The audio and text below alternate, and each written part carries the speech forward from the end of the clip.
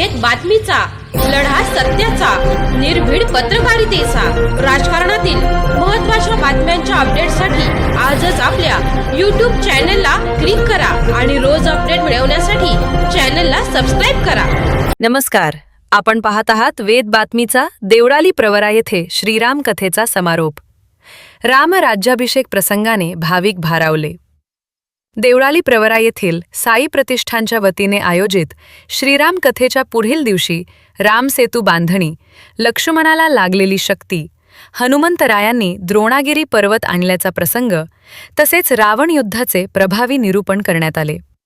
रामायणाचार्य रामराव ढोक महाराज यांनी प्रभू रामांच्या नेतृत्वाखाली रामसेतू उभारणीचा प्रसंग उलगडला.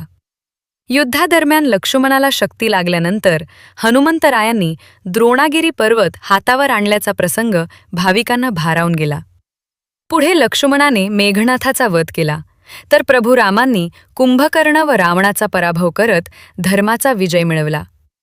युद्ध जिंकल्यानंतर प्रभू राम, सीता व लक्ष्मण अयोध्येत परतल्यावर दिवाळी उत्सव साजरा झाल्याचे वर्णन करण्यात आले.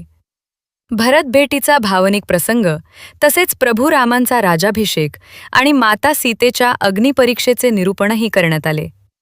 रामकथेला भाविकांचा उत्स्फूर्त प्रतिसाद लाभत असून श्रवणासाठी मोठी गर्दी होती.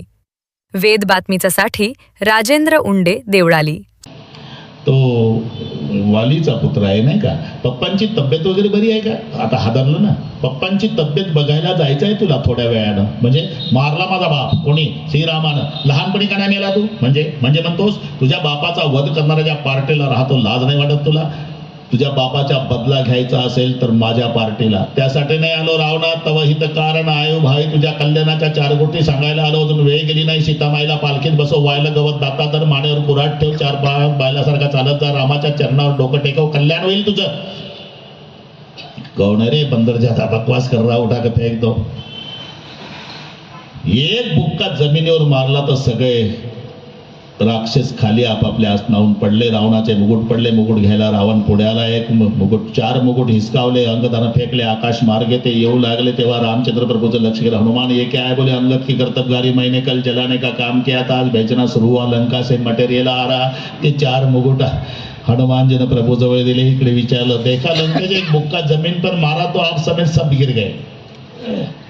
शेवटचा उपाय, माझा पाय उजवा ठेवला अंगदानं पुढे. जो कोणी पाय उचलल सीता हारलो. सगळे येऊ लागले. तिळाच्या दाण्या इतका पाय हालत नाही. शेवटी रावण उतरला, पाय उचलायला वाकला, पाय मागं घेतला. माझ्या कशाला पाया पडतो? रामाच्या पड, कल्याण होईल तुझं. असा जाहीर अपमान रावणाचा करून अंगदजी रामचंद्र प्रभूकडे आले. आणि त्याला उदास तो पिताजी, अरे आधी सेना तो पहले दिन की लड़ाई में खलास हो गए बेटा, तपस्वी बनवाना लगता है. मैं जिंदा हूं पिताजी, कल जाता हूं युद्ध में, देखता हूं कौन माई का लाल मेरे सामने युद्ध करने आता है. पहिला दिवस संपला. दुसऱ्या दिवशी इंद्रजीत स्वतः युद्धाला सैन्य घेऊन आला आणि इंद्रजीत उभा राहून आवाज देऊ लागला,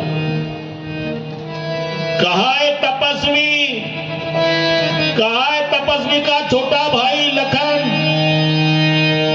वो कहा है मेरा गांव जलाने वाला बंदर हनुमान?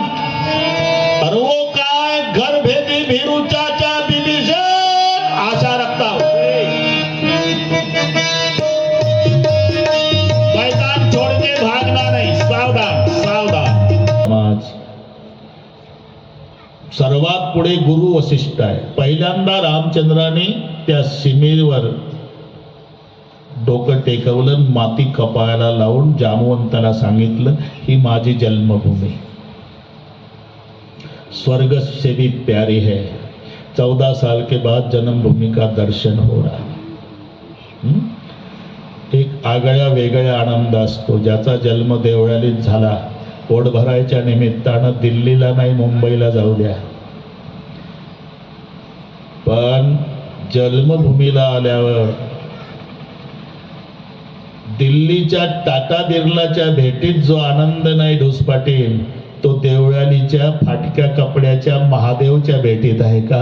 हे जन्मभूमीचं असतं. जननी जन्मभूमी सर्गादपी गरियसी. प्रभूंनी माती कपाळाला लावून सांगितलं, माझी जन्मभूमी. आता पुढचे प्रसंग. सर्वात पुढे वशिष्ठ गुरुजी आहे, इकडून रामचंद्र आहे. रामचंद्रानं धनुष्यबाण खाली ठेवला, घाईघाई गेले, दंडवत घालणार होते. वशिष्ठानं कडकडून मिठी मारली. गुरु शिष्याचं मिलन झालं आणि वशिष्ठ गुरुजींनी सहज विचारलं, राम, धनुष्य बाण नीचे रख के वंदन क्यों किया?